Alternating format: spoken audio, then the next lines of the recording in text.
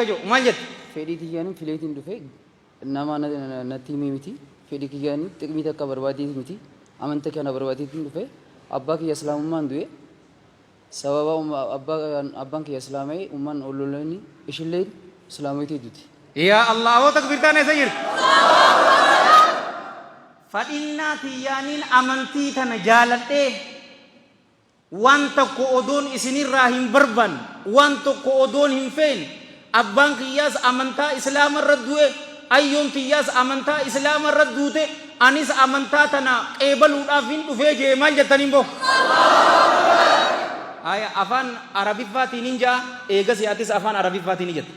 Ashhadu alla ilaha illa Allah wa ashhadu anna Muhammadan Rasulullah.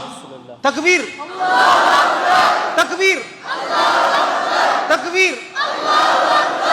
Wanni ati amman tana afaan arabaatiin jette anin kun nin beeka yooka ragaan baha haqaan gabbaramaan Allah malee hin jiru Nabi Muhammadis salawatullahi wa salaamu alayhi ergamaa isaatii rasuula isaatii kamaayii isaatii ergatee jetteeti ragaa baate jechuudha. Inni nuuni beeka boota na cufaatu takbiirtaan simadhaan takka. Baga diina bareedaa kana dhufte boo. Hidhanne.